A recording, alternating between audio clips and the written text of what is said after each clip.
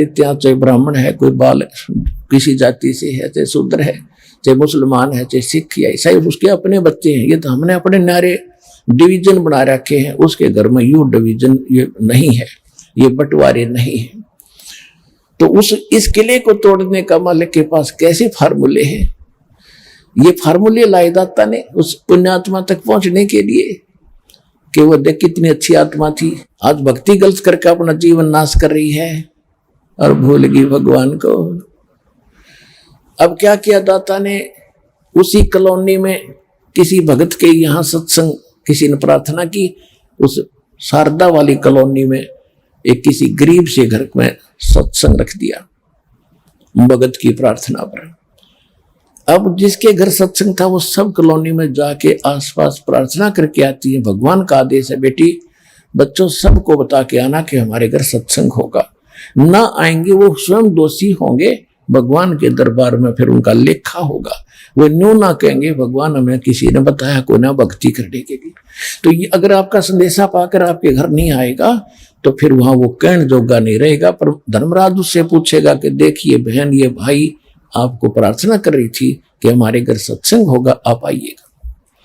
इस दृष्टिकोण से वो सभी कहकर आए। शारदा को भी कह के आई वो कि शारदा आज हमारे घर सत्संग होंगे, हमारे गुरु जी आएंगे, आप भी आना। शारदा ने पूछा कौन है तुम्हारे गुरु जी? कि वो परमात्मा कबीर जी। और शारदा ने पूछा कौन से कबीर जी? कि वो जुल्हा, कि क्या वो जुल्हा कबीर? हाँ जी, जुल्हा कबीर। हमारे लिए तो परमात्मा है, आपके लिए जुल्हा होगा, आप जरूर आना। अब शारदा ने सोचा भाई अब बात कैसे बोलूंगे, तो कति पड़ोस में आ गए। तो उसने अपने आप संकल्प एक ऐसी स्कीम बनाई, योजना कि मेरा भेद भी ना खुले कि मैं वहां गई थी और परीक्षा भी कर लूं। तो उसने क्या किया, मुंह पे पल्ला डाल के, और परमात्मा बैठे थे, पहले ज्योति जलाते थे। एक ज्योति जलाते, जैसे हमने आपको बता रखी है खड़ी ज्योति, अमर ज्योत बोलते हैं, देसी घी की, गाय के घी की या भैंस के घी की। वही तो लैंप का काम करता था, वही हवन का काम भी करती थी। उसमें ये लाइट वगैरह नहीं थी, बिजली नहीं थी। वो जला रखी, भगवान सत्संग के लिए बिछा रखा छोटा सा आसन, उस पर विराजमान थे कबीर जी। और संगत आकर बैठ रही थी, एक तरफ भक्त एक तरफ भाई बहनें।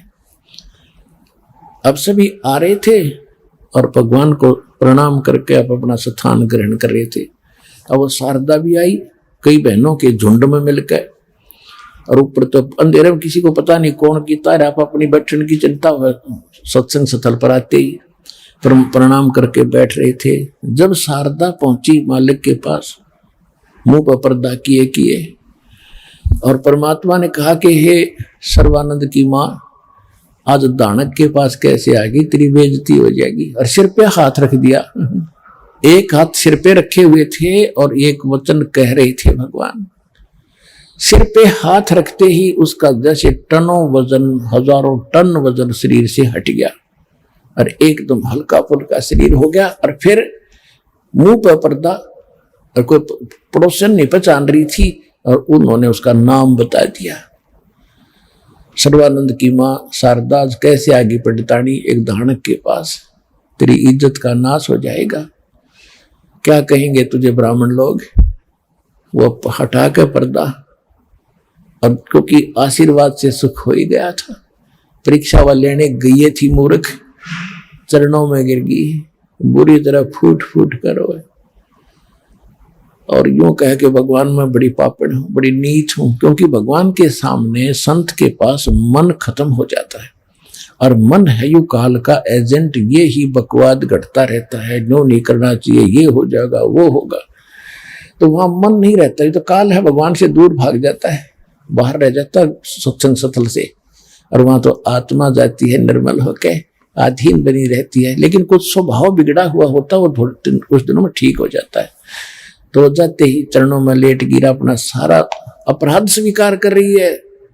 परमात्मा बोले कोई ना, बैठो। ये तो एक आपको ट्रेलर दिखाया हमने, और ऐसे कर्म तो और भी गढ़े आपके बिगड़े हुए हैं, उसके लिए भक्ति करनी पड़ेगी। मैं मंत्र बताऊंगा, ये तो अपने कोटे से सुख दिया थे।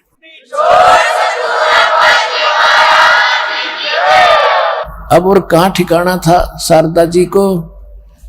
कहते पर्वत पर्वत में फिरा, कारण अपने राम, राम जैसे संत मिले, जिन सारे सब काम। वहीं बैठ गई और परमात्मा ने सृष्टि रचना सुनाई। ओए होए, 2-2.5 घंटे सत्संग करके सबके में अला दिया। विद्वान पुरुष की मां थी और ब्राह्मण घर में जन्म था, तुरंत समझ गई। कहते बुद्धिमान को समझाने में देर नहीं लगती। तो पुण्यात्माओं, आज आपको परमात्मा ने पहले बुद्धिमान बनाया, सबको एजुकेटेड किया अपने बच्चों को। अरे 2 मिनट में समझ गए। नई से बूंदे कैर से निकलना हंसी खेल था। ऐसे जकड़े पड़े थे उन्होंने अपनी गलत क्रियाओं में, अपनी परंपराओं में। आज परमात्मा ने शीशा दिखा दिया कि ये है वास्तविकता, और सभी उमड़ उमड़ कर आगे। तो विद्वान को समझाना बहुत आसान है, मूर्ख को समझाते ज्ञान गांठ का जा, और कोला होना उजलाते सोमन सा बनला। तो पहले तो हम कोयले थे, भगवान ने सोमन सा बन ला के देख लिया, हमारा ज्ञान समझ में नहीं आया, समाधान से भगवान कुछ दिन मान लिया। और जब तक ज्ञान संपूर्ण हुआ नहीं, हृदय नहीं छदावे, या देखा देखी भक्ति का वह रंग नहीं ठहरा। आपको दास ज्ञान पहले दे रहा है और समाधान साथ दे रहा है, तो ज्ञान समाधान तो होगा ही होगा। अगर ज्ञान कमजोर है तो आपको कोई भ्रमित कर देगा भगवान का, से आप दूर हो जाओगे, मालिक का हाथ उठ जाएगा, फिर आप काम नहीं करेगा वो भक्ति, आप भगवान से कोसों दूर हो जाओगे। तो इसलिए ज्ञान मालिक ने आधार बनाया है, और पूरे संसार में ये ज्ञान होगा। और ज्ञान होगा तभी हम एक ठिकाने टेकेंगे। उस समय फिर हमारी ये स्थिति हो जाएगी कि बंदी छोड़ दयाल जी, तुम तक हमारी दौड़, और जैसे काग जहाज का अब सूझ जाए और न ठोर। इस ज्ञान से और इस भक्ति से और इस सुखों से आपको ऐसा समय, ऐसी स्थिति आ जाएगी आपके मन की कि सतलोक आश्रम बरवाला, जिला हिसार, हरियाणा के अतिरिक्त आपने कोई स्थान दिखाई नहीं देगा कि आपका सुख हो जाए।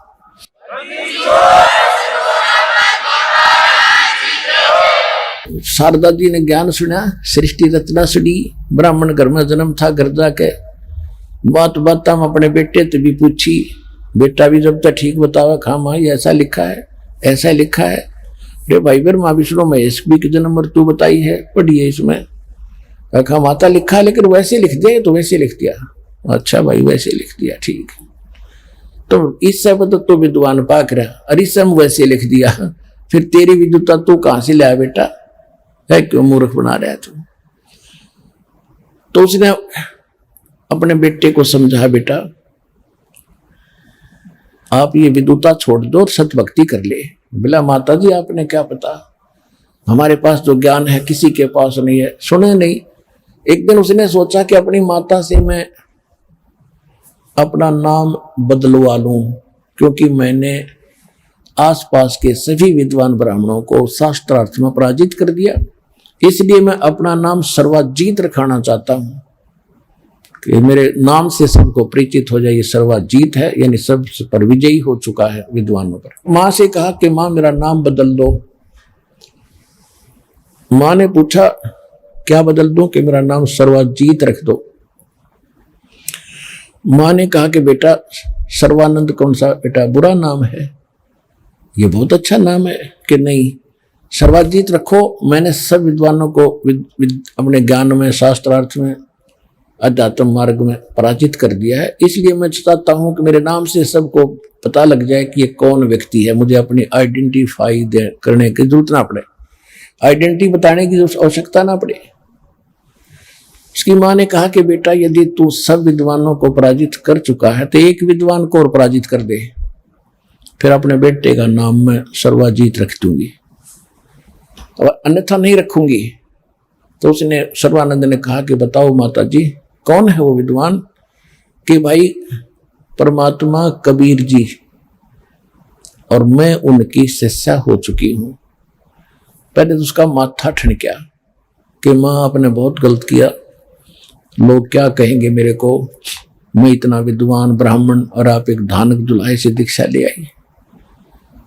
उसकी मां बोली बेटा और ज्यादा मत ना कहिए इस परमात्मा के बारे में, तुम्हें ज्ञान नहीं, तू बालक है। पर मैं जो कह रही हूं, अगर तेने सर्वाजीत नाम धरवाना है, रखवाना है, तो उस विद्वान को पराजित कर दे, फिर मैं बेटे का नाम सर्वाजीत रख दूंगी, मेरी यह शर्त है। सर्वानंद ने सोचा, वो अनपढ़ आदमी 2 मिनट में उसने हरा के अभी आ जाता हूं। अच्छा माता जी, अभी गया अभी आया। अब वो साथ में अपना सारा रखता ही था, ताम झाम बैल के ऊपर, उसमें सारे पुराण वेद सब रखता था। धर के साज बादर चल पड़ा। उसकी माँ बोली, बेटा और सुन एक बात, लिखवा के लाना, मैं वो नहीं मानूंगी, लिखवा के लाना। कदे तू आके कह दे मैं आ रहा आया। अब वो जाकर गया, वहां पहुंचा जुलाहों की कॉलोनी में, और कोई ब्राह्मण आ गया। आज से 600 वर्ष पहले कितनी छुआछूत थी, और वो भी वो ब्राह्मण जिसका बोल वाला हो, और जिसके पास वेद ग्रंथ तिलक तिलक लगा कर पूरी वेशभूषा बना रखी है उसने, मूंड मांड मुड़ा कर इतनी मोटी चोटी रखवा कर। इस प्रकार की वेशभूषा का आदमी जुलाहों की कॉलोनी में प्रवेश हो गया, विद बैल के साथ सारे सदग्रंथ लिए।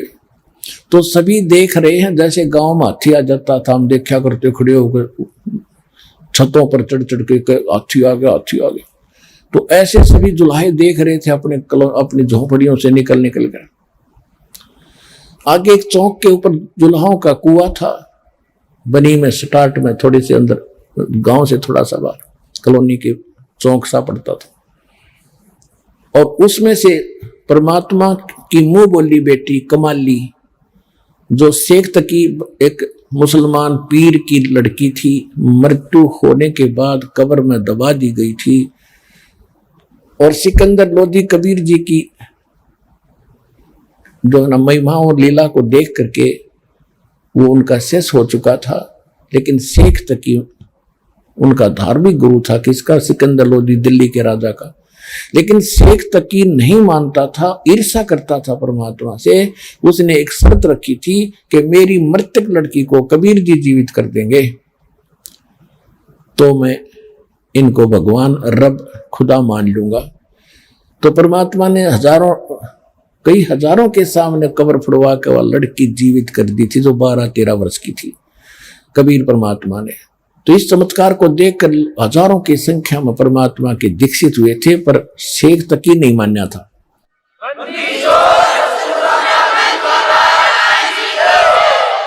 इसके विषय में परमेश्वर ने कहा कि राज तजना सहज है, सहज तरिया का ने, और मान बढ़ाई ईर्षा दुर्लभ तजना ये है। राज भी तज सकते हैं, अपनी पत्नी का मोह भी छोड़कर जंगल में जा सकते हैं, लेकिन मान बढ़ाई और ईर्षा दुर्लभ तजना ये, और ये तजे बिना भगवान नहीं मिल सकता।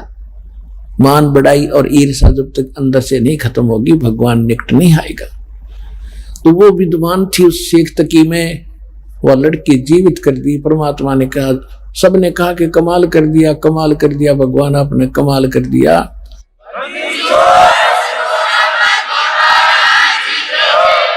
उस लड़की का नाम कमाली रख दिया परमात्मा ने, कमाली। कबीर साहब ने कहा कि जा अपने पिता के साथ। लड़की ने कहा कि नहीं, आज मुझे अपना ओरिजिनल फादर मिल गया, असली पिता मिल गया। ये तो नकली पिता था, मुझे मिट्टी में दबा कर चला गया था, ये मेरा पिता नहीं है। तो परमात्मा ने वह लड़की अपनी बेटी के रूप में अपने पास रखी थी, और घर परमात्मा का ज्ञान सुनकर वह बेटी भी अच्छे ज्ञान से परिचित थी। वो उस कुएं पर पानी भर रही थी, पानी निकाल रही थी अपने मटके भरने के लिए। उधर से सर्वानंद जी जा रहे थे बैल पर, परमात्मा बैल पर सारे शास्त्र रखे, और परमात्मा कबीर जी को पराजित करने के लिए, हराने के लिए। उधर से मालिक ने ऐसी दया बख्शी कि उसको इतनी गजब की प्यास लगी। दोपहर का समय, गर्मियों का मौसम, जून का महीना, जेठ का महीना। सर्वानंद जी को इतनी प्यास लगी कि 2 मिनट जल नहीं मिला तो प्राण निकल जाएंगे, ऐसी अंदर से परमात्मा की लीला थी। उसने कहा कि हे बेटी, पानी पिला, मेरे प्राण निकलने वाले हैं। लड़की ने पानी मटके में डालना बंद कर बाल्टी से, तो उसको ऐसे पानी पिला दिया। जब पानी उसने पी लिया, जब उसने पानी पी लिया, जान बच गई सर्वानंद की। फिर यूं देखता है कोई मुझे देख तो नहीं रहा, मैंने जुलाहों का पानी पी लिया। चारों तरफ देखा उसने, क्या देखा, सभी जुलाहे देख रहे अपने द्वारों पर खड़े होकर के, अपने द्वार पे। उसने सोचा इज्जत का नाश हो गया भाई, दानकों का पानी पी लिया। तो लड़की पर डांट मारता है के लड़की, ये कौन सी जाति का कुआं है। कमाली हंसी के हे विपर, आपकी बुद्धि पर पत्थर पड़ गए हैं। जुलाहों की कॉलोनी में ब्राह्मणों का कुआं नहीं होता, अंडरस्टूड है। कुआं भी जुलाहों का ही है। अब खिसियानी बिल्ली खंभा नोच रही थी, उसको धमका रहा था कि तूने पहले क्यों नहीं बताया, तूने पहले क्यों नहीं बताया। कमाली कहने लगी, विपर जी आपने, अब पेट भर गया तेरा, जान बच गई, बकवाद भागी तेरे को। ना पहले पूछ लेता मैं कि ना टूटी, पूछ लो किसका कुआं बता दूं, जुलाहे का कुआं है। जब तक तेरी जान जाने वाली थी तूने पूछने की कोशिश भी ना की, आवश्यकता भी ना समझी। अब पेट भर गया, जान बच गई, बकवाद तो जाति की, फिर भागी। फिर कहती है, ए लड़की घड़ी ना बोल रहा है, ज्यादा मत बकवास कर, ये बता कबीर का घर कहाँ है। अब लड़की हंसी और कहने लगी, अरे ब्राह्मण, यदि तुझे कबीर के घर का पता चल जाता, ये बोझ मरता ना फिरे, तू बैल को उठाए अंडे इतने शास्त्र लिए फिरे।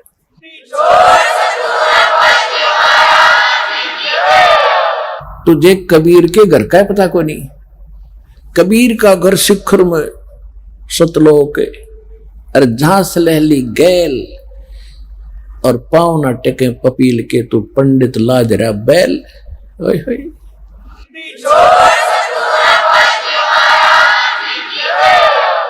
कबीर का घर शिखर में, टॉप मोस्ट प्लेस सतलोक के अंदर है, परमात्मा ऊपर चोटी में। और जहां जाने के लिए बहुत रिप्टेली यानी स्लोप है, वहां ऐसी रास्ता है। उस पर जाने के लिए परमात्मा का अलग से साधन है, इन तुम्हारे ग्रंथों में नहीं है। वो जिस साधन से वहां उस कबीर के पास जाया जा सकता है। तो वो कहता है, लड़की ज्यादा मत बात बना, तो ये बताए कॉलोनी में कहाँ रहता है वो कबीर। लड़की नेक आत्मा थी और गुरु की सच थी, उस परमात्मा के निकट रहती थी, सारे गुण थे उसमें। कहने लगे, आओ पंडित जी मेरे साथ साथ आ जाओ, मैं उन्हीं की बेटी हूं। अब पानी उठाकर लड़की मटका आगे आगे चल पड़ी, ब्राह्मण पीछे पीछे जा रहा है। अंदर जाके वो बाहर खड़ा हो गया। लड़की अंदर गई, कहा पिताजी एक ब्राह्मण आया है, सर्वानंद नाम बताता है। उसने कहा कि कह दे सर्वानंद आया है, आपसे कुछ चर्चा करनी है ज्ञान पर, आपसे बहुत से ग्रंथ लिए हुए हैं, आपसे शास्त्रार्थ करने के लिए कह रहा है। परमात्मा ने कहा, बेटी बुला लो, ब्राह्मण को लाओ अंदर बुला के आदर के साथ। तो उसने कहा कि आ जाओ ब्राह्मण, पिताजी बुला रहे हैं आपको। अब ब्राह्मण ने क्या किया, सर्वानंद एक लोटा ले रहा था, लोटा पीतल का, और कहा कि लड़की ये लोटा भर मेरा पानी का। अब वह ले लोटा, बड़ा लोटा लाकर उसका भर दिया लोटा पानी का, और कहा कि ऐसे कर, इस मेरे वाले लोटे को पकड़ के ले जा और कबीर को दे दे, जो इसका उत्तर दे वो मुझे बताना। अब उसने इतना लोटा लबालब भर रखा था कि उसमें एक टोपा भी पानी डाल दे तो बाहर आवे। तो लड़की धीरे धीरे लेकर गई, कही पिताजी सर्वानंद जी ने ये लोटा दिया है और कहा इसका उत्तर दो कबीर जी दे, वो वापस मुझे बताना। परमात्मा के पास एक मोटी सुई थी, वह सुई लोहे की उठाकर उस लोटे में डाल दी और कहा बेटी ये उत्तर दे दिया, उसको दे दे जाकर ब्राह्मण को। जब वो लड़की वहां लेकर गई लोटे को, ब्राह्मण ने पूछा क्या उत्तर दिया, कि जी ये मुझे मालूम नहीं उत्तर क्या दिया, इसमें एक सुई डाल दी पिताजी ने, कहा था कि यही उसका उत्तर है। तो वो अंदर आया और कहा कि कबीर जी आपने ये क्या उत्तर दिया। परमात्मा ने कहा कि सर्वानंद जी आपका प्रश्न क्या था। मेरा प्रश्न ये है, सर्वानंद जी कहता है कि मैंने अपनी माता जी से अपना नाम सर्वाजीत रखवाना था, इसलिए उसने मुझे कहा है कि आप कबीर जी को ज्ञान में पराजित कर दो तो मैं तेरा नाम सर्वाजीत रखूंगी, अन्यथा नहीं। तो मैं आपको ये बताना चाहता हूं कि मैं ज्ञान से, सभी सदग्रंथों के ज्ञान से इतना परिपूर्ण हूं, आपके द्वारा की गई चर्चा मेरे अंदर कोई असर नहीं करेगी। जिस तरह ये लोटा भरा था पानी का, इसमें और जल कोई डालेगा तो बाहर ही जाएगा। मैं इतना परिपूर्ण हूं ज्ञान से, तेरा क्या उत्तर है बता। परमात्मा ने कहा कि मेरा ऐसा ज्ञान है, जैसे मैंने सुई डाल दी तेरे लोटे में या इसकी तली में जाकर बैठ की तरह पानी बाहर निकल गया। मेरा ज्ञान तेरी छाती पर बैठ जाएगा और तेरे अज्ञान को बाहर फेंक देगा, मेरा वो ज्ञान है।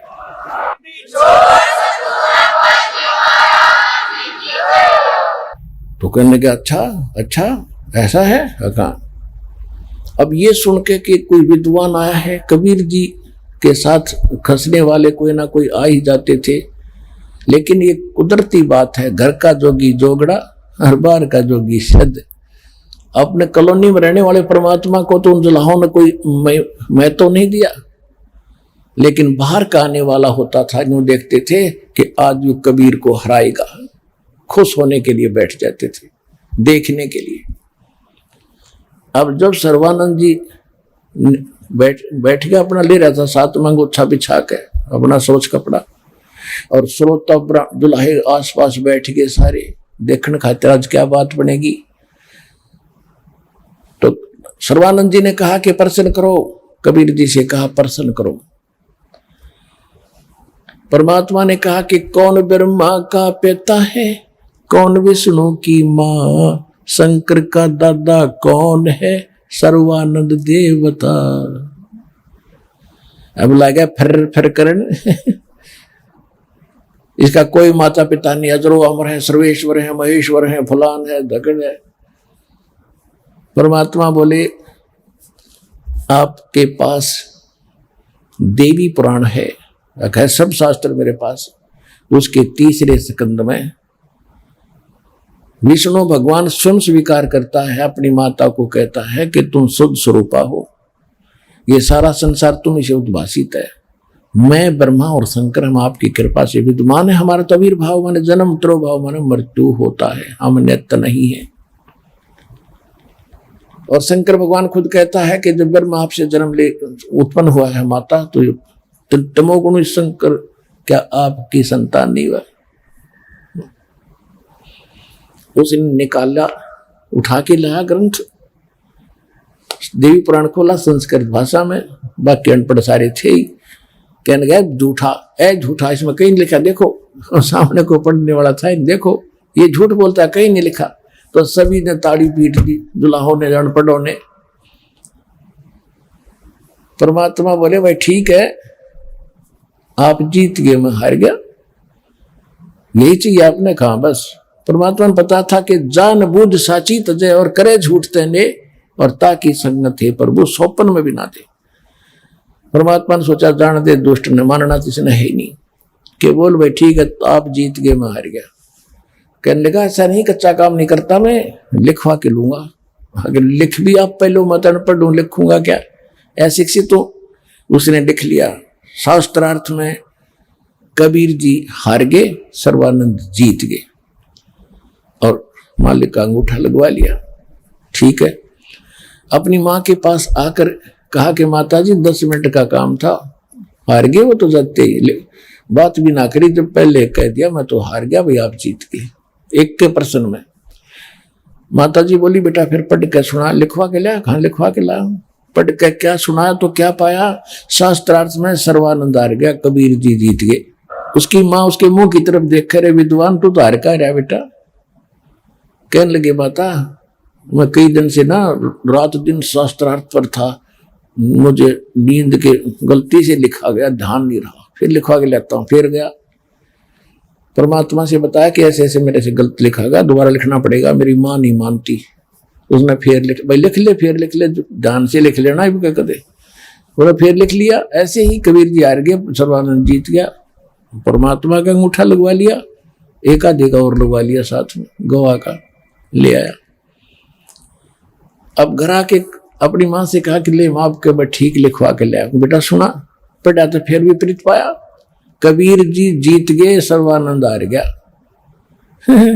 उसकी माँ बोली रे तेरा दिमाग खराब हो गया क्या, और फिर क्या मैं जीत गया, तू खुद हारा हुआ है, झूठ बोलता है।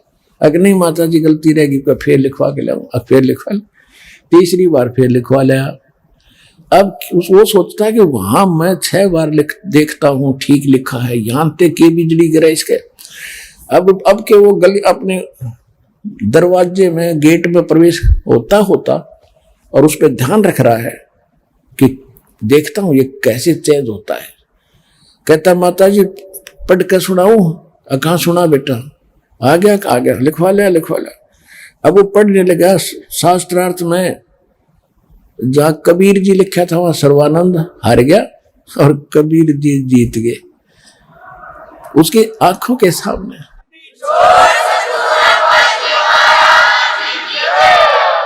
सर्वानंद की आंखों के सामने अक्षर चेंज हो रहे हैं, और फिर ये पढ़कर बैठ गया, कलेजा पकड़ कर वहीं का वहीं। आंखों के सामने अक्षर चेंज हो गए। तो हम ज्यादा इस बात ने पसंद कर रहे हैं। अब कबीर साहब से धर्मदास जी कह रहे थे कि भगवान ये लोग तो ज्यादातर चमत्कार को मानते हैं, आप कोई चमत्कार कराया करो। परमात्मा बोले भाई जो चमत्कार करता ना वो संत नहीं, वो तो ढेड आदमी, निकम्मा आदमी होता है। और जिससे चमत्कार ना हो वो भी संत नहीं। बता संत कभी नहीं कहता जा तेरा न्यू कर दूंगा, जो तेरा न्यू हो जाएगा, तेरा नाश कर दूंगा, तेने फलाना दे दो, नहीं।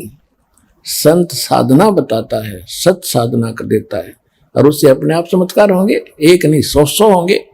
वो करते नहीं, अपने आप होते हैं। संत ने जिसे चमत्कार नहीं हो।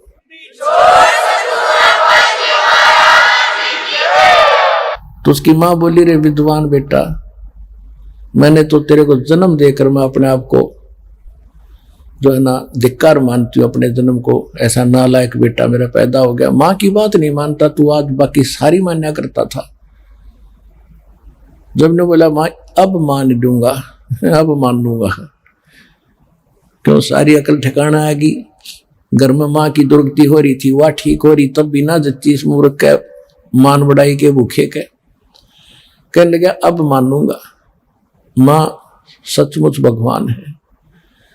उन्होंने एक प्रश्न किया, उन्होंने सदग्रंथ का नाम लिया, मैंने खोल कर देखा माँ सचमुच यही लिखा है, लेकिन अहंकार वश मैंने झूठ बोली कि ऐसा नहीं लिखा है, ये झूठा है, मेरे से महान गलती होगी। माँ कैसे क्या मुंह लेकर जाऊं उनके पास। उसकी माँ बोली बेटा मेरे साथ चल,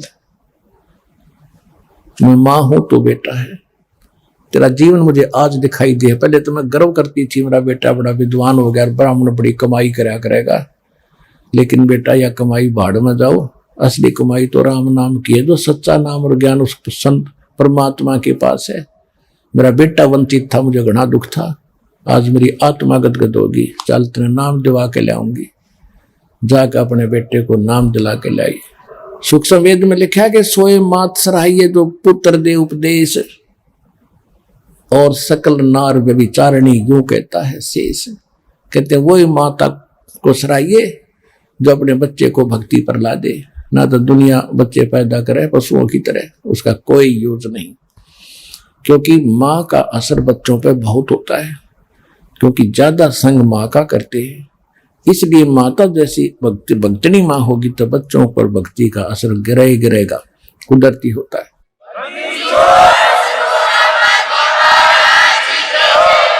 और माता वही सराहिए जो पुत्र दिलावे उपदेश। माँ की वही सराहनीय माता है जो अपने बच्चों को, अपनी संतान को दीक्षा दिलवा दे, नाम सच्चे गुरु ते दिला दे।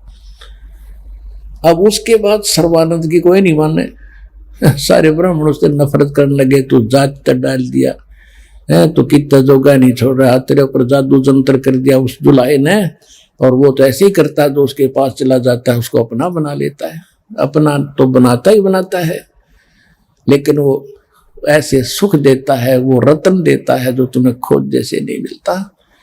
लेकिन जादू जंतर नहीं, वो प्यार और सच्चे ज्ञान से अपना बनाता है। और यहीं पर यही हमारे लिए दास को बदनाम कर रखा था। हरियाणा वाले इन नकली संतों ने जनता को भ्रमित कर दिया। वो तो पता नहीं कैसा जल पिलाता है, पता नहीं कैसा अमृत वो प्रसाद खिलाता है, मिश्री खिलाता है, उसी के हो जाते हैं। तो ये तो इनकी आदत है बकवाद करने की। तो वही भगवान के साथ कराया करते। अब यहाँ इन आने वालों से पूछे उनको क्या खिलाया है, उनको वो अमृत ज्ञान खिलाया है, ऐसा सुख दिया है, ये सारी 7 जन्म नहीं भूल सकते, तो ये कैसे दूर हो सकते हैं।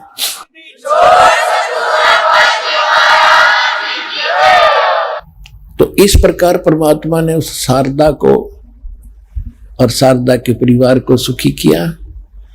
और सर्वानंद ने त्याग दी सब बकवाद के, सचमुच में तो जीवन नाश कर रहा था। ये फोकट की महिमा बनी हुई थी, ये 2 दिन की विदुता थी। मृत्यु के उपरांत कोई नहीं पूछने वाला, पता नहीं कहां जन्म होता।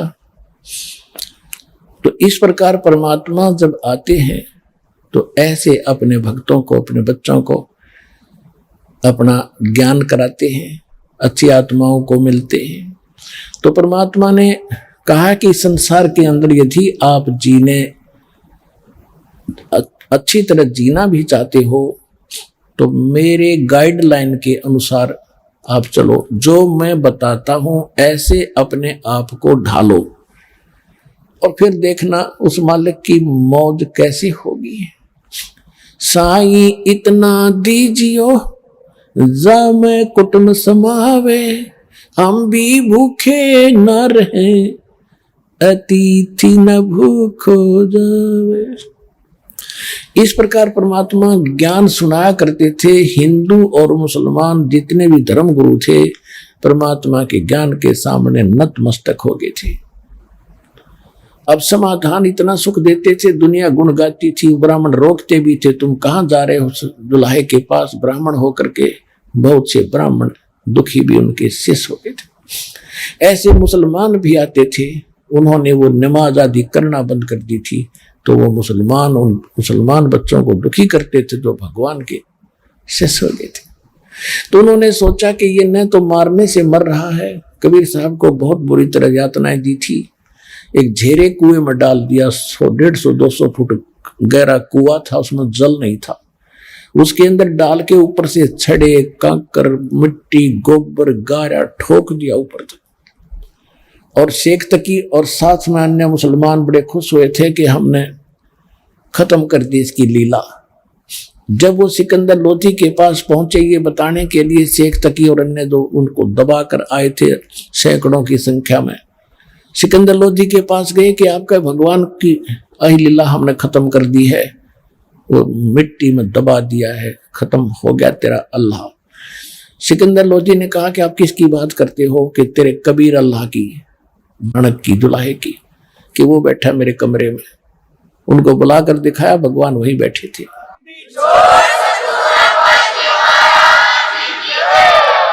फिर उनको एक उबलते हुए सरसों के तेल के कढ़ाई में डाल दिया भगवान को, परमात्मा जले नहीं।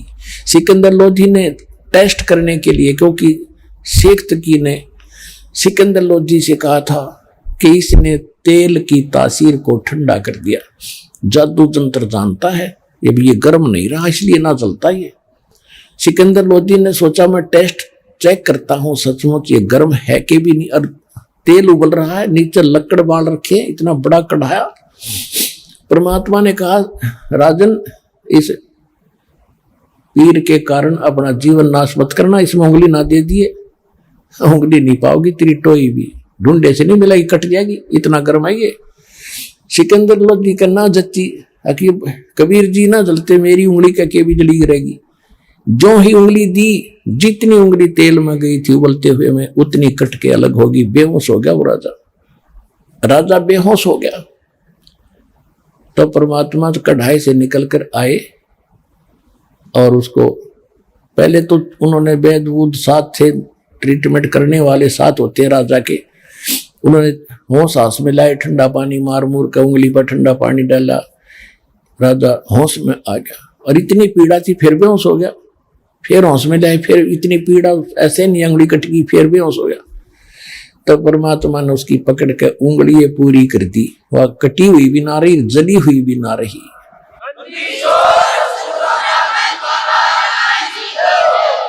अब तब सिकंदर लोधी खड़ा हुआ, होय होय होय, सीने से लगाया सबके सामने भगवान को, और उसमें उपस्थित हजारों की संख्या में जो देख रहे थे भगवान को कि नहीं मरा नहीं जला, हजारों की संख्या में दीक्षित हुए, नाम लिया, जय जयकार करी कबीर भगवान की।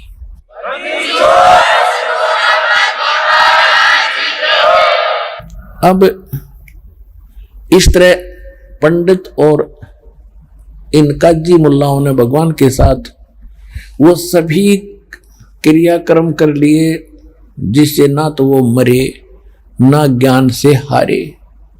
तब उन्होंने एक स्कीम बनाई कि इसके नाम से झूठी चिट्ठियां डाल दो ऋषि में जितने भी मंडलेश्वर साधु संत डेरिया वाले उनको, और ये खाना खिला नहीं पाएगा, 3 दिन का भंडारा लिख दो, और साथ में लिख दो कि प्रत्येक भोजन के बाद एक मोहर देगा सोने की, 10 ग्राम सोना, और एक दोहर, एक कंबल बहुत सुंदर, पहले इसकी खद्दर की होती थी दोहर, यानी सबसे अच्छा, और बहुत सेठ लोग ही दोहर का प्रयोग करते थे। ऐसा था वो खेस टाइप, यानी खेस समझो डबल खेस, और बहुत कीमती होते थे। कहा कि एक दोहर देगा, एक मोहर देगा, 3 दिन का भंडारा होगा देसी घी का, देसी होता था पहले तो, और सभी आना, सभी ऋषि, सभी मंडलेश्वरों के बाद साधु संतों के डेरों में वो चिट्ठियां भेज दी। अब ये डेरे वाले बाबा भक्त जो गांव छोड़ घर छोड़कर गए हुए थे, वो भी तो भगवान के बच्चे थे। परमात्मा के लिए तो भटक ही रहे थे, पर नकली काम, नकली साधना कर रहे थे, उनका दुर्भाग्य था। अब उनके अंदर यही, उन डेरों के जो मुखिया होते थे संत, उन्होंने तो वो जितने बच्चे 150 उनके पास घर त्याग कर चले गए थे, तो उनकी व्यवस्था करना भी उन्हीं की जिम्मेदारी थी। इसलिए उसने सोचा कि सबको ले चलो, कोई लूले लंगड़े बीमार थे वो भी सारे ठा लिए, और पहुंच गए कबीर जी के नाम पर। पूरा एड्रेस दे रखा, कबीर पुत्र नीरू जुलाहों की कॉलोनी के पास, और वहां ग्राउंड में आ जाना। तो 18 लाख साधु संत पूरी धरती के पर छुई गए अपने शिष्यों समेत, और काशी वाले तो न्यारे रह गए जो वहां के लोग थे आसपास के। 18 लाख तो बाहर के आए हुए थे, और पहुंच गए वहां पर। रविदास जी ने पूछा भी कहां से आए हो साधु संतों, क्या फंक्शन है यहाँ पर? तो उन्होंने बताया कि काशी वालों, तुम कौन सी दुनिया में रहते हो, तुम्हें मालूम नहीं, हम इतनी दूर से आगे हैं, यहाँ बहुत बड़ा भंडारा है, कोई कबीर नाम का सेठ है, और वो 3 दिन का भंडारा करेगा। रविदास जी और कबीर जी ज्यादातर इकट्ठे ही रहते थे। रविदास जी ने पूछा भी तुम्हारे पास कोई पत्र है? कहा देखो ये पत्र है। उन्होंने पढ़कर सुनाया। रविदास जी तो अनपढ़ थे। रविदास जी गए थे फ्रेश होने, सुबह सुबह उन्हें कित के फ्रेश होते, उन्होंने सोचा आज बिगड़ गई बात सारी। भाई कबीर जी को बताऊं जाकर के, आज तो नाश कर दिया इन्होंने, कितने जोगे नहीं छोड़े। परमात्मा अपनी झोपड़ी में विराजमान थे। वहां जाकर रविदास जी ने कहा कि महाराज आज तो जुल्म कर दिया, ऐसे ऐसे आपके नाम से, और एक चिट्ठी लिख रखी है कि 3 दिन भंडारा होगा, एक दोहर एक मोहर प्रत्येक भोजन के बाद, सुबह दोपहर शाम से कितनी बार खाओ, जो भी रोटी खाएगा उसको ये मिलेगा, और सब मिठाई होगी, और जहां तक नजर जाती है वहां तक साधु संत और जनता दिखाई देती है। परमात्मा बोले बैठ जाओ रविदास जी, बैठ जाओ, चिंता ना करो, हम जिसके आश्रय बैठे हैं आप इज्जत रखेगा, और नहीं तो रात रात आज दिन पूरा कर लेता हूं, रात में मैं अपने सब परिवार को लेकर, मुंह बोला परिवार था भगवान का, ना कोई माता पिता थे, ना उनके पत्नी थी, ना उनके बच्चे थे, लेकिन नीरू नीमा कमल के फूल से ले गए थे उठा करके। वो माता पिता के रूप में मुंह बोले माता पिता, एक लड़का एक लड़की ऐसे मुर्दे जीवित करे थे। वो बच्चे मालिक के साथ परिवार के रूप में रहे थे। तो इसलिए मालिक ने एक परिवार भी पालन करके हमें एक ट्रेनिंग दी थी कि आप जी मेरी तरह रहो, इतना विश्वास करो भगवान पर, दान धर्म भक्ति करते रहो, और फिर जो तुम्हारे ऊपर कोई आवेगी समस्या तो मैं कैसे साथ दूंगा, ऐसे दूंगा। अब क्या हुआ, रविदास जी ने सारी कहानी बताई। भगवान ने कहा कि बैठ जाओ, कुंडी ले लगा, रात का दिन, एक दिन काटना है, सुबह निकल जाऊं, रात को मैं आप निकल जाऊंगा यहां से। अब उधर से क्या हुआ, परमात्मा पहुंचे सतलोक में, एक रूप में वहां बैठे हैं, माला हाथ में लेकर, और पहुंच गए सतलोक में।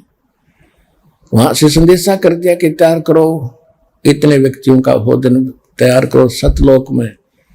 कहते बिना गिनती के बैल, आत्माओं को मालिक ने बैल बनाया, उनके ऊपर फिर बोरे रखे, उन बोरों में पके पकाए भोजन। उसमें एक बंजारा होता था, बंजारे होते थे जो बैलों पर सामान रख के ट्रांसपोर्ट करा करते थे। कहीं से खांड भर लाते, दूसरी जगह से बाजरा ले आते, ऐसे वो अपना ट्रांसपोर्ट करते थे। बिजनेसमैन थे, उनको बंजारा कहते थे, बिजनेसमैन यानी व्यापारी लोग ऐसे करते थे। तो उस एक अपना ही दूसरा रूप बनाया कबीर भगवान ने, केशव नाम रखा बंजारे का, और 9 लाख बैलों के ऊपर 18 लाख व्यक्तियों का सामान बनाया सतलोक से लेकर एक पलक में पृथ्वी पर आ उतरे।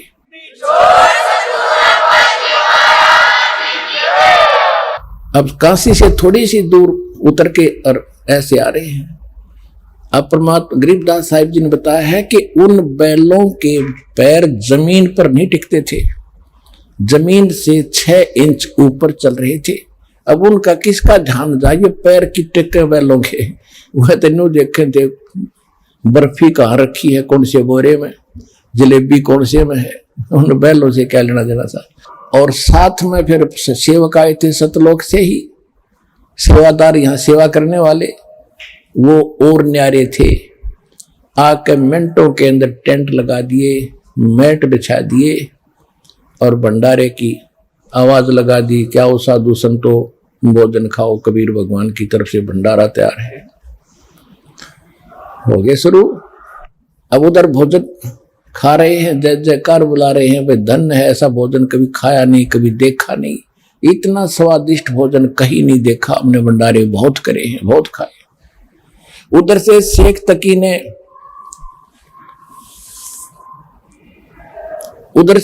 तकी ने सिकंदर लोधी राजा दिल्ली के बादशाह को भी चिट्ठी भिजवा दी, और शेख तकी ने पढ़कर सुनाई कि राजन आपके गुरुजी भंडारा कर रहे हैं, आप चलोगे। कब सिकंदर लोधी कहा कि वो भंडारा कर रही है और मैं ना चलूं, ये कैसे हो सकता है, अवश्य चलूंगा, तैयारी करो। अब वहां पहुंच गए। शेख तकी इसलिए लाया था उनको, दिल्ली से काशी ले गया था कि आज इसकी फड़क निकल जाएगी राजा की, क्योंकि कबीर तो भाग गया होगा रात छोड़ के नगरी को, और लोग उसको गालियां दे रहे होंगे, पहले चिट्ठी डाल दिया, भोजन नहीं खिला रहे हो, कहां गया, उसकी तोड़ दो झोपड़ी मकान को। और राजा को भी पता चल जाएगा, इसको अल्लाह कह रहा था, भगवान बतावा था। जब सिकंदर लोधी हाथी पर बैठकर वहां पहुंचा तो देखा भंडारा चल रहा है, जय जयकार हो रही है। शेख तकी ने पूछा कि भंडारा कौन कर रहा है, कि कबीर सेठ कर रहा है, कबीर सेठ कर रहा है। खाने वाले ने तो सेठ दिखा था, वास्तव थे भी सब सेठन के सेठ सनोरे झुमकरा, सब सेठों के सेठ हैं, वो सब मालिकों के मालिक हैं, हम पहचान नहीं पाए।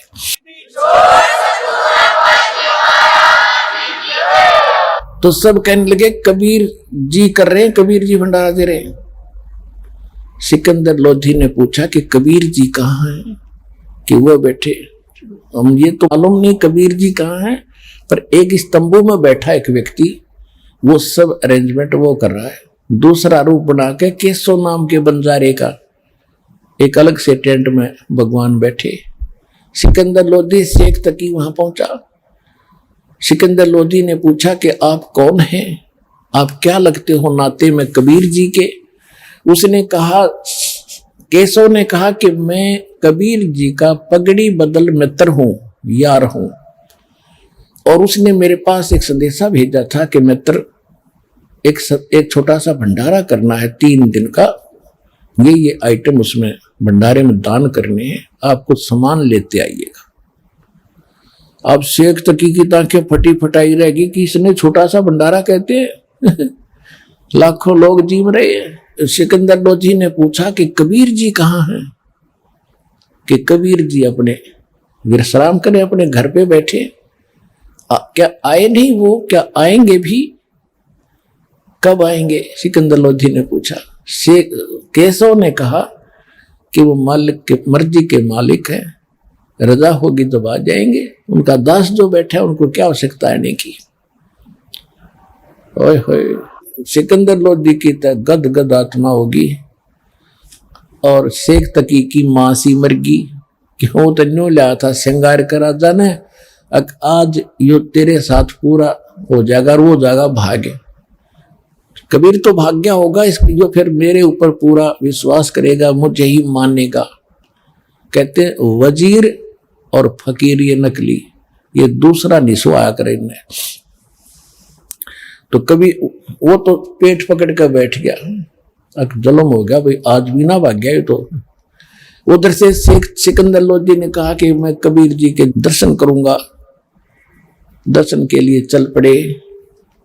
साथ में सैनिक थे, अंगरक्षक थे, हाथी पर विराजमान था। पहुंच गया कुटिया में, कुटिया के पास खड़े हो गए और उतर के नीचे सिकंदर लोधी ने जैसा भी खटखटाया दरवाजा परमात्मा की कुटिया का। रविदास जी कहने लगे कि महाराज जी ये तो आगे दिखा यहाँ पर भी। परमात्मा बोले बोलो मत, अपनी भजन कर रविदास, दरवाजा नहीं खोलेंगे और आप चले जाएंगे कुआड़ पीट के। सिकंदर लोधी ने कहा कि हे कबीर जी, हे भगवान राजा, दरवाजा खोलो।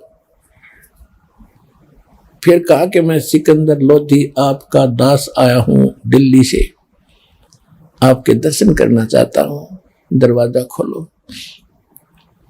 परमात्मा ने कहा कि राजन दरवाजा नहीं खुलेगा दिन में, इन लोगों ने मेरे साथ बहुत बदतमीजी कर रखी है, मुझे जीने नहीं दे रहे, ये यही चाहते हैं मैं यहां से भाग जाऊं, रात को मैं चला जाऊंगा, मेरे नाम से झूठी चिट्ठियां लिख रखी हैं, लाखों लोग मेरे द्वार पर खड़े कर दिए हैं, मैं गरीब आदमी अपने बच्चों का मुश्किल से कपड़ा बुनकर गुजारा कर रहा हूं परिवार का, हे भगवान मैं कैसे उनको खिलाऊंगा, मेरी तो बेइज्जती कर दी, मैं तो जाऊंगा मुंह कैसे दिखाऊंगा। अब सिकंदर लोधी कहने लगे भगवान आप मुझे नहीं बहका सकते, मैं आपको समझ चुका हूं, आपने क्या रंग लगा रखा है, वहां जाकर देखो दाता, जय जयकार हो रही आपकी, आपने ठाठ कर रखे है, आपके नाम से भंडारा चल रहा है।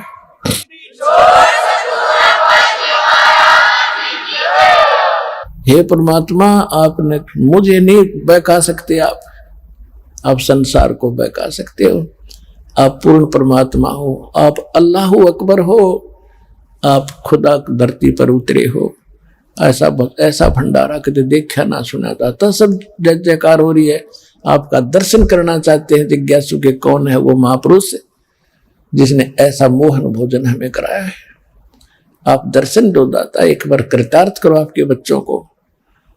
तब परमात्मा ने कहा रविदास जी खोल दे खिड़का। जो ही दरवाजा खोला, सिकंदर लोधी मुकुट समेत दंडवत प्रणाम किया चरणों में, आधा दरवाजे से बाहर आधा दरवाजे में, और खड़ा होगा बाहर कुटिया से और कहा महाराज एक बार दर्शन दो, मेरे साथ चलो। तब कहते हैं परमात्मा जब खड़े हुए, आसमान से एक मुकुट आया, मुकुट झिलमिल झिलमिल करता हुआ, सिर के ऊपर ताज, और जो ही बाहर निकले तो आसमान से फूल बरसने लगे कबीर भगवान पर। ओए होए।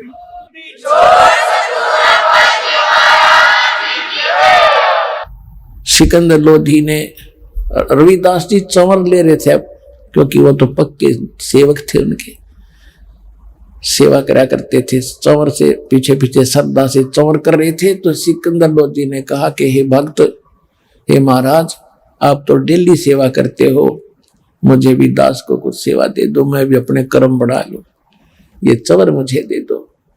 सिकंदर लोधी ने रविदास जी से चंवर लेकर के और भगवान पर चंवर करने लगा। दिल्ली का सम्राट उस धानक जुलाए पर होए होए हाथी पर बैठा लिया परमात्मा ने दोनों, रविदास और परमात्मा कबीर जी को, और आप बैठ गए ऊपर। सारी काशी की उस बाजार में पहुंच गए जहां भंडारा चल रहा था। जो भी देखे वो कहे कि ये है कबीर, क्या ये है कबीर, कि कौन है कबीर। सब बता रहे हैं कि ये है कबीर जिस पर सिकंदर राजा चंवर कर रहा है, ये है वो भगवान, वो सेठ कबीर जो भंडारा कर रहा है। सब देख रहे हैं कि वाह भाई वाह, कितना सुंदर, कितना शांत चेहरा है, कैसा भगवान जैसा स्वरूप है, और भोजन कैसा मोहन खिलाया। धन्य है सेठ तू, धन्य है सेठ तू। सब खा रहे हैं और कह रहे हैं आपने ऐसे भोजन खिला दिया। प्रत्येक को दोहर और एक सोने की मोहर और दे दे विदा की जा रहा है। सब जय जयकार लाइन लगा रहे हैं। अब सारे घूम करके फिर एक भगवान का बच्चा गया, सतलोक से आया हुआ सेवक, और हाथ जोड़कर कहा कि भगवान आपका मित्र याद कर रहा है आपको, कबीर जी आपका मित्र केसो याद कर रहा है। सिकंदर लोधी और वो हाथी से उतरकर सारे और पहुंच गए उस टेंट में जहां केसो नाम से भगवान दूसरे तख्त के ऊपर बैठे थे। बहुत सुंदर बेड के ऊपर कपड़ा सुंदर सफेद बिछा हुआ था। जब सिकंदर लोधी और कबीर परमात्मा रविदास जी जब पहुंचे, उस टेंट के अंदर प्रवेश किया, अपने आप एक तख्त आकर बेड अपने आप वहां डल गया। सेकंडों के अंदर जैसे कंप्यूटर में होया ग्रह सिस्टम, ऐसे बेड बिछ गया, उसके ऊपर सुंदर चादर बिछ की सफेद, चारों तरफ लाल हीरे मोती जड़ गए, चारों तरफ झालरों की तरह। और कबीर जी केशव ने कहा बैठो भगवान, आपका आसन तैयार है। परमात्मा उसके ऊपर विराजमान हो गए। टेंट के चारों तरफ से सीलिंग खोल दी और कहते हैं 8 पैर तक 24 घंटे तक परमात्मा ने वहां सत्संग किया। केशव नाम प्रसन्न करते हैं के स्वरूप में स्वयं उतर देते हैं। केशव प्रसन्न करता है, परमात्मा उतर देते हैं। और लाखों की संख्या में जो भोजन खाने आए थे चारों तरफ बैठकर और सत्संग सुन रहे हैं। परमात्मा की सुरीली आवाज लास्ट तक सुनाई दे रही है। सबने ज्ञान सुना और ज्ञान सुनकर कई लाखों ने 10-12 लाख व्यक्ति परमात्मा के वो बच्चे शिष्य बने, उनसे दीक्षा ली और करतार्थ हुए। मैं रोवत हूं सृष्टि को, ये सृष्टि रोवे मोहे, गरीबदास इस योग को समझ न सकता कोई। अब वो साधु संत घर छोड़कर भगवान के लिए जंगलों में पड़े थे। उन बच्चों को उन दुष्टों ने तब सोचा था उसकी बेइज्जती करूं, और परमात्मा खुश हो रहे थे, करने दे इकट्ठे इन्हें, माड़े देख लूंगा ना, मैंने बुलाने पड़ेंगे कि तब ये इकट्ठे भी ना होते मेरे तथा, ये इकट्ठे तो कर देंगे इन्हें। वो इकट्ठे करवा दिए, फिर वहां ज्ञान सुना दिया और उनके सारी उम्र का धन दे दिया कि मेरे नाम से तुम भटक रहे हो पर मुझे पहचान ना रहे, इन डेरों में थोड़ा सुख सांस कट जाएगा, टाइम पास हो जाएगा, मांगते ना फिरोगे, अरे ये भक्ति कर लेना जो मैंने दे दी तुम्हारे को। एक भगत डिस्कस करते हैं कि जी वहां तो 3 दिन भंडारा चला और एक दिन में 3 बार तो भोजन जरूर किया होगा, और बेईमाना ने 5-5 बार भी कर दिया हो, जो गणे दौर मोर लेने वाला ने तो जितनी बार खावा थे न्यों नहीं कहता कोई क्यों खाओ भाई खा गया था ना। पुणात्मा वही कबीर भगवान यहाँ भोजन करवा रहा है। आप देख रहे हैं दिन रात लाखों भक्त आते हैं और कितनी बार कौन क्या खाता है। बाप कभी अपने बच्चों से कहता तू क्यों खा रहा है इतना, कितना खा, तेरी खातिर खुला दरबार।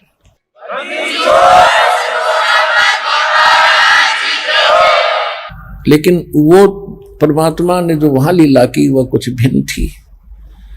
और उन्होंने, वो भगत कह रहे थे कि जी एक बेईमान के पास 3-3 4-4 बार रोटी खाने से 3 दिन 4 दिए 12 तो 2 होगी होंगी 2 हर 12 और 12 मोहर यानी 12 ग्राम सोना वो ठाके के ऊपर ले गया होगा उन्हें। और उनका करेंगे क्या, सिर में मारेंगे। तो उनका क्या करें, उन्हें तो तरीका अपना रखा है, दौर को भी बेचेंगे रोजी रोटी के लिए, और मोर भी बेचनी उन्हें के करना रोजी रोटी के लिए। तो परमात्मा ने उनके जीवन का धन दे दिया और नाम दे दिया भक्ति का। तो पुण्यात्मा उन में से हो तुम, आज ये 64 लाख में से दोबारा आने लग रहे। जब वो चलने लगे 15 मिनट में 10 मिनट में टेंट फाड़ के आ रहे थे सेवक सतलोक में, बच्चे आपके भाई बहन मिनटों में इकट्ठे करके बैलों के ऊपर धर के और चलते कर दिए। परमात्मा और केशव बोला भाई चलो मैं आ रहा हूं, ले चलो काफिले को। जब वो निकलने लगे दरिया को पार करके, गंगा फुल बवा थी ऊपर तक, फुल दरिया एकदम 6-6 इंच पानी रह गया उसमें जल। और सब जब निकल गए ना परली साइड में, वो फिर बरका चल पड़ी। कोई उधर देख रहा था, अरे वो क्या होगा, गंगा इतनी डाउन कब कैसे कभी नहीं मारती। कुछ देर के बाद वह फिर ऊपर ना आ गई। वो तो बात भूल भाल गए। अब वहां केशव खड़ा, कबीर परमेश्वर खड़े, सिकंदर लोधी खड़ा, शेख तकी खड़ा। अब शेख तकी क्या कहता है कि चलो राजन, सिकंदर बादशाह चलो अपने वहां चलेंगे दिल्ली में, ऐसे 100 भंडारे कर दे। इसने तो महोत्सव सा किया है, ये कोई भंडारा था इसका। अब सूक्ष्म वेद में गरीबदास जी ने कहा है, पुण्यात्माओं महोत्सव क्या होता है और यज्ञ जौनार क्या होती है। महोत्सव तो उसको कहते हैं जैसे किसी ब्राह्मण ने बता दिया तेरा पुत्र मर गया और उसकी ये क्रिया कर दे। परमपिता परमात्मा पूर्ण ब्रह्म सारी सृष्टि के रचने वाले कबीर परमेश्वर जी की असीम रजा से आप सभी पुण्यात्माएं इस सच्चे दरबार में उपस्थित हुए। कहते हैं लख बर सूरा जोज ही, लख बर सावत दे, और लख बर यति जिहान में तब सतगुरु शरणा ले। आप ना जाने कितने जन्म जन्मांतर से परमात्मा की भक्ति कर रहे हो, लेकिन किन्हीं भी कारणों से आप पार नहीं हो पाए, लेकिन फिर भी प्रयत्न जारी रहा। आप उन पुण्यात्माओं में से हैं। परमात्मा कहते हैं जो जन मेरी शरण है ताका हूं मैं दास, गेल गेल लाग्या फिरूं जब तक धरती आकाश। आप तो एक बहुत ही अनजान अबोध बच्चे हो। आपकी आदत यहाँ के इस झूठे सुख, कोठी बंगले कार, इनके साथ खेलने की आदत आपका स्वभाव बन गया है।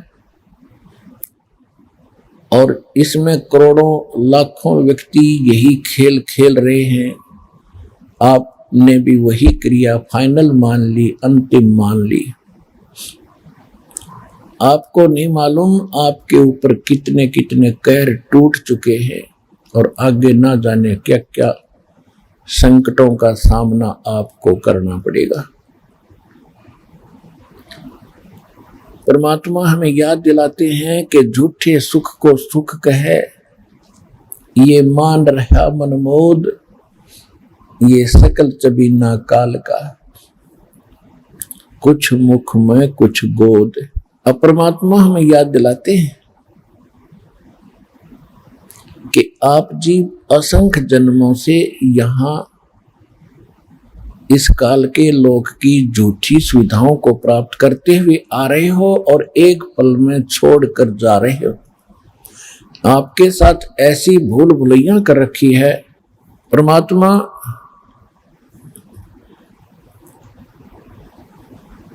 आपको ये याद दिलाना चाहते हैं कि आप यहां ज्यादा समय नहीं रहोगे, क्योंकि परमात्मा कहते हैं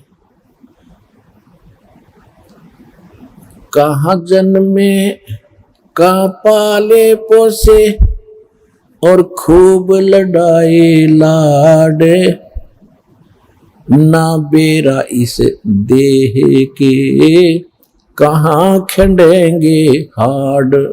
कि पता नहीं आज आप कहाँ बहुत अच्छे माहौल में जी रहे हो, आपका लालन पालन भी बहुत अच्छा हुआ है, आपके माता पिता बहुत अच्छे धनी भी होंगे, लेकिन एक सेकंड में ना जाने कहाँ आपकी मृत्यु होगी और किन कारणों से हो जाएगी।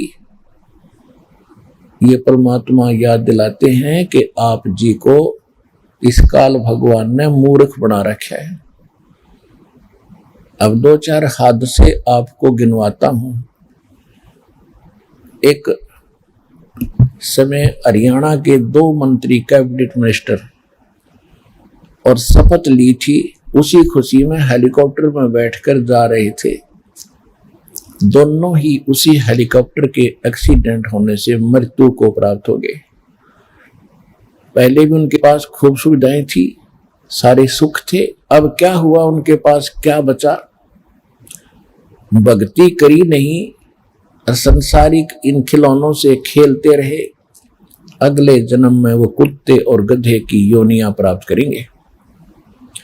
एक आंध्र प्रदेश का मुख्यमंत्री, उसके स्वागत में न जाने कितने उससे लाभ प्राप्ति के लिए स्वार्थी लोग खड़े थे, हाथ में माला लिए, और वो जा रहा था अपना कोई जलसा जुलूस करने के लिए। रास्ते में हेलीकॉप्टर से ही उसका एक्सीडेंट हो गया। 3 दिन में 100 मिला था, गिद्दड़ घसीट रहे थे उसको, जंगल में पड़ा पाया। पोलैंड देश का एक पूरा कैबिनेट, यानी जिसमें मंत्री, मुख्यमंत्री, प्रधानमंत्री, सारे एमपीज 95 सदस्य बताते हैं, एक जहाज में जा रहे थे बैठ कर, और किसी नेता की मृत्यु पर शोक व्यक्त करने जहां थे, मुंह कान गए थे, और रास्ते में वो जहाज एक्सीडेंट ग्रस्त हो गया, दुर्घटनाग्रस्त हो गया, सारे के सारे मर गए। उनकी पता नहीं क्या क्या तमन्नाएं थी। तो यहां परमात्मा कहते हैं झूठे सुख को सुख कहे ये मान रहा मन मोद, ये सकल चबीना काल का भाई, कुछ मुख में कुछ गोद। इसलिए परमात्मा हमें क्या याद दिलाते हैं?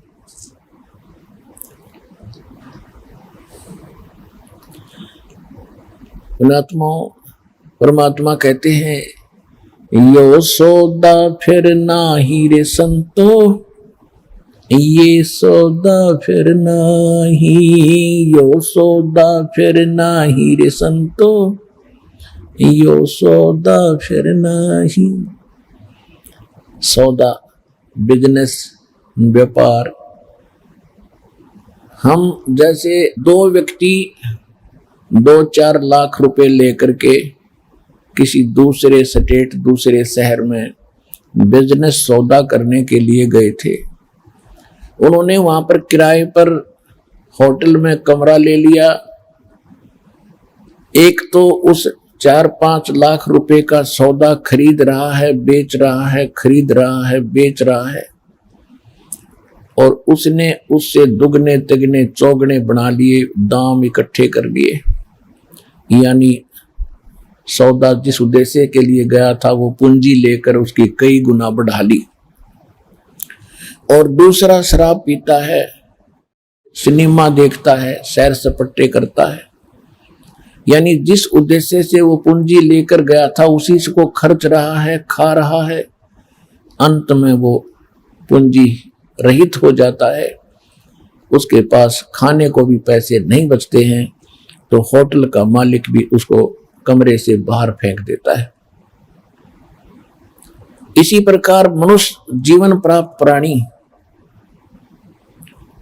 जो श्वास रूपी पूंजी लेकर के आप यहां आए हो, इस मनुष्य जीवन के श्वास रूपी पूंजी का आपने लाभ उठाना था, भक्ति करनी थी, मंत्र का जाप करना था। और जो ये नहीं करते वो उस लुटे पिटे व्यापारी की तरह अंत में अपना सर्वनाश सर्व कुछ गंवाकर और वापस आते हैं कहां पर? अपने मूल स्थान पर, अपने घर पर। वहां वो निर्धन हो जाता है, फिर मजदूरी करता है, उसके बच्चे भी मजदूरी करते हैं, और जो अपना उद्देश्य पूरा करके आता है वो सेठ और साहूकार कहलाता है। इसी प्रकार परमात्मा हमें याद दिलाते हैं कि आप श्वास रूपी पूंजी लेकर आए हो, मनुष्य जीवन आपको प्राप्त हुआ है। जो इसका ठीक से लाभ नहीं उठा रहे हैं तो वो उस हारे हुए व्यापारी की तरह अपना जीवन नाश करके जाएंगे। परमात्मा कहते हैं,